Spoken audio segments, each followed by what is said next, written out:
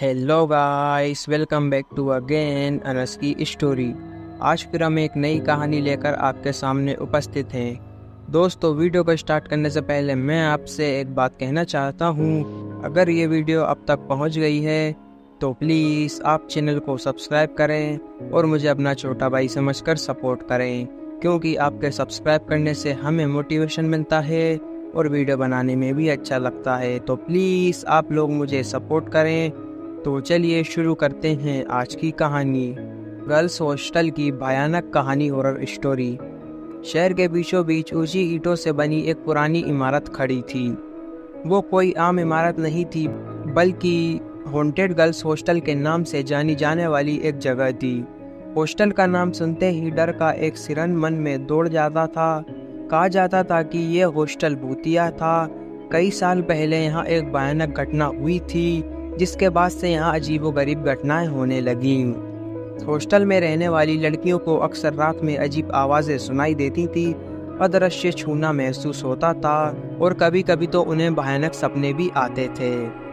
इन अफवाहों के बावजूद कुछ लड़कियों को मजबूरी में इस हॉस्टल में रहना पड़ता था।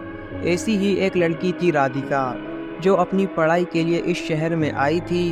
राधिका डरपोक नहीं थी, वो इन अंधविश्वासों पर विश्वास नहीं करती थी। एक दिन राधिका अपने दोस्तों के साथ हॉस्टल पहुंची। हॉस्टल का माहौल ठंडा और भारी था। कमरे पुराने और जर्जर थे। हर कोने में अंधेरा छाया हुआ था।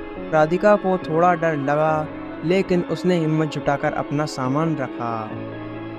धीरे धीरे राधिका हॉस्टल में रहने लगी। कुछ दिनों तक तो सब कुछ ठीक रहा, लेकिन फिर अजीबोगरीब घटनाएं शुरू हो गईं। राधिका को रात में अजीब सी आवाज़ें सुनाई देने लगीं, जैसे कोई फुसफुसा रहा हो। कभी कभी उसे ऐसा लगता था कि कोई उसे देख रहा है। एक रात राधिका अचानक नींद में उठी। उसने देखा कि उसके सामने एक काली छाया खड़ी है। राधिका डर के मारे चीख पड़ी और बेहोश हो गई। सुबह उठने पर उसे कुछ याद नहीं था, लेकिन डर का माहौल उसके मन में बैठ गया था। राधिका ने अपनी दोस्तों को ये सब बताया, लेकिन उन्होंने उसकी बातों पर यकीन नहीं किया। उन्होंने कहा कि राधिका का दिमाग खराब हो रहा है। एक दिन राधिका को हॉस्टल के तहखाने में जाने का मौका मिला। तहखाना अंधेरा और गंदा था। राधिका को वहां एक पुरानी किताब मिली। किताब में हॉस्टल की पुरानी घटनाओं के बारे में लिखा था।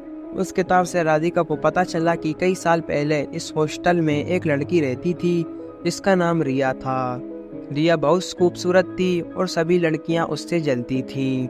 एक दिन कुछ लड़कियों ने मिलकर रिया की हत्या कर दी और उसकी लाश को तहखाने में दबा दिया। यह जानकर राधिका की रूह कांप गई। उससे समझ में आ गया था कि वो अजीब आवाज़ें, छाया रिया की आत्मा ही थीं।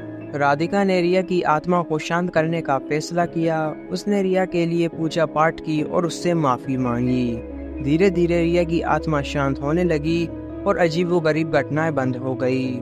हॉस्टल में रहने वाली बाकी लड़कियों को भी जब रिया की कहानी पता चली, तो वो डर के मारे हॉस्टल छोड़कर चली गईं। धीरे धीरे करके हॉस्टल में सभी स्टूडेंट्स कम होते जा रहे थे और ऐसे ही करके एक दिन हॉस्टल बंद हो गया और वीरान पड़ा रहा।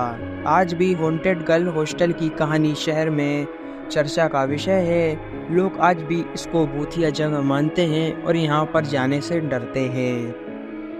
यह कहानी केवल मनोरंजन के लिए है। इसका उद्देश्य किसी भी धार्मिक या सांस्कृतिक भावनाओं को ठेस पहुंचाना नहीं है। अंत में मिलता हूं आपको नेक्स्ट वीडियो में किसी नए टॉपिक के साथ। Love you so much Anas की जनता। अगर आप लोगों के पास भी कोई डरावनी या हॉरर स्टोरी है तो आप हमें इंस्टाग्राम पर डीएम करें। अगर आपको वीडियो अच्छी लगी हो तो प्लीज़ वीडियो को लाइक करें और चैनल को भी सब्सक्राइब करके बेल नोटिफिकेशन को ऑल पर प्रेस कर दें। Thanks for your watching.